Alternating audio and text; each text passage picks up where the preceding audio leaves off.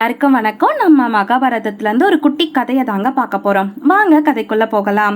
ஒரு டைம் அஸ்தனாபுரத்துக்கு கிருஷ்ண பரமாத்மா வராரு. அவர் வாசலில் வரும்போதே நம்ம தர்மர் என்ன பண்ணுறாரு, ரொம்ப சந்தோஷமாக வாங்க கிருஷ்ணா வாங்க கிருஷ்ணான்னு வரவேற்று உள்ளே உட்கார வைக்கிறாங்க. அங்கே வந்ததுலேருந்தே கிருஷ்ணர் கவனிக்கிறாரு, தர்மரோட முகம் ஏதோ கொஞ்சம் வாட்டமாக இருக்குது. அதனால் தர்மர்கிட்ட கேட்குறாரு, என்ன தர்மம் உனக்கு பிரச்சனை, ஏன் உன் முகம்லாம் ரொம்ப வாட்டத்தோடு இருக்குன்னு சொல்லி கேட்குறாரு.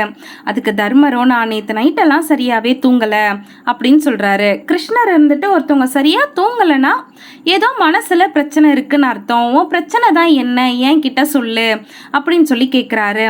அதுக்கு தர்மர் கொஞ்சமாக யோசிச்சு ஒரு கேள்வியை கேட்குறாரு. பாண்டவர்களாகிய நாங்க நல்லவங்க தானா அப்படின்னு சொல்லி கேட்குறாரு. கிருஷ்ணர் சொல்றாரு, அதுல என்னப்பா உனக்கு சந்தேகம், அதனால தான் நான் உங்க கூட இருக்கேன் அப்படின்னு சொல்லி சொல்றாரு. சரி கிருஷ்ணா, எங்களோட நல்ல குணங்கள் ஏதாவது சொல்ல அப்படின்னு கேட்கும்போது கிருஷ்ணர் சொல்றாரு, எது வந்தாலும் நீதியின் பக்கம் நிற்கிற துணிவு, நல்லவங்களுக்கு உதவுற அந்த மனசு, எளியோருக்கு இரங்கல், இப்படின்னு உங்க ஐவரோட நற்குணங்களை சொல்லிக்கிட்டே போகலாம். அதெல்லாம் இருக்கட்டும் கிருஷ்ணா, தான தர்மத்துல நாங்க எப்படின்னு சொல்லு அப்படின்னு சொல்லி கேட்க கிருஷ்ணர் சொல்றாரு, அதையும் நீங்க நல்லா தானே செஞ்சிட்டு இருக்கீங்க, உனக்கு என்ன தர்மம் ஆச்சு அப்படின்னு கேட்குறாரு.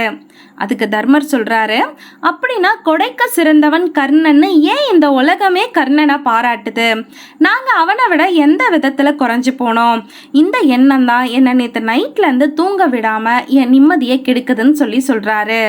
சரி தர்மா, நீ ஒன்று பண்ணு, உன் தம்பிங்க எல்லாரையும் கூட்டுட்டு என் கூட வா, இந்த சந்தேகத்துக்கு விட கிடக்குதான்னு பார்ப்போம் அப்படின்னு சொல்லிட்டு எல்லாரையும் கூட்டுட்டு போறாரு. அஸ்தினாபுரத்தை தாண்டி ஒரு இடத்துல கூட்டு போய் கிருஷ்ணர் அவங்கள நிறுத்துறாரு.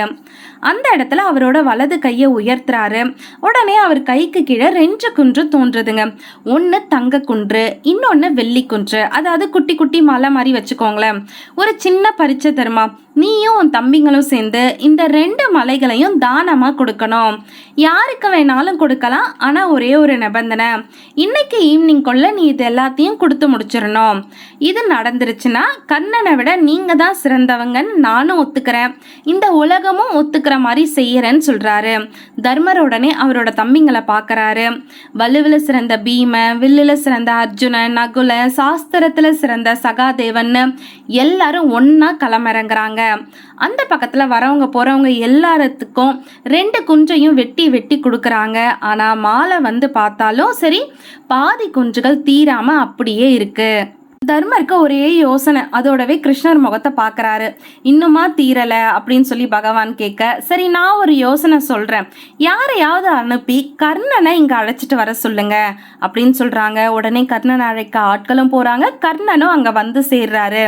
கர்ணர் கிட்ட கிருஷ்ணர் சொல்றாரு, கர்ணா, இது 2ம் அபூர்வ குன்றுகள், இன்னைக்கு மாலைக்குள்ள இதை யாருக்காவது கொடுத்துடணும், மாலை ஆகிட்டா இதோட மகிமெல்லாம் போயிடும், உன்னால முடியுமான்னு சொல்லி கிருஷ்ணர் கர்ணர் கிட்ட கேட்கிறாரு. கர்ணர் கிருஷ்ணரை வணங்கி அந்த பொறுப்பை ஏத்துக்கிறாரு. என்ன பண்றதுன்னு தெரியாம கொஞ்சம் தூரத்துல பாக்குறாரு. ஒரு வயசான விவசாயி வருவதை பாக்குறாரு. அவர்கிட்ட ஓடி போய் அவர் கையை நல்லா இறுக பிடிச்சு இங்க இழுத்து வராரு. ஐயா, நான் மகிழ்ச்சியோட கொடுக்கறத நீங்க ஏத்துப்பீங்களா அப்படின்னு சொல்லி கேட்கிறாரு. கர்ண மகாராஜாவே கேட்கிறாரே, அப்பனா சின்ன பொருளையா கொடுத்துட போறாருன்னு சொல்லி அந்த விவசாயி சரின்னு சொல்லி தலையாட்டுறாரு. இது ஒன்று தங்க குன்று, இது வந்து வெள்ளி குன்று, இந்த 2ஐயுமே உங்களுக்கு கொடுக்குறேன், நீங்க வச்சுக்கிறீங்களான்னு சொல்லி கேட்க விவசாயி தலையாட்டிட்டு மலை போட அவரோட பரிசு பொருளை பார்க்கறாரு. கர்ணன் ஏன் சிறந்தவன்னு இப்ப புரியுதா அப்படின்னு சொல்லாமலே கிருஷ்ணர் மற்றவங்கள புரியுற மாதிரி அந்த பார்வையாலே கேட்கிறாரு. தர்மர் வேற வழி இல்லாம அவரோட தலையை குனிஞ்சுக்கிறாரு. மனசு வந்து கொடுக்கறதுலையும் வாரி வழங்குறதுலையும் கர்ணனுக்கு இணை யாருமே இல்லைன்னு நிரூபிக்கிறாருங்க. தர்மமோ தானமோ 2ஐயுமே மனம் உவந்து செய்யணுங்கிறத ஸ்ரீ கிருஷ்ண பரமாத்மா இது மூலியமா நம்ம எல்லாத்துக்கும் உணர்த்துறாரு. அதனால இனிமேல் நீங்க தானமோ தர்மமோ எது செஞ்சாலும் முழு மனசோட தகுதியானவங்களுக்கு செய்யுங்க. இந்த வீடியோ பிடிச்சிருந்தா சப்ஸ்கிரைப் பண்ணுங்க. நன்றி, வணக்கம்.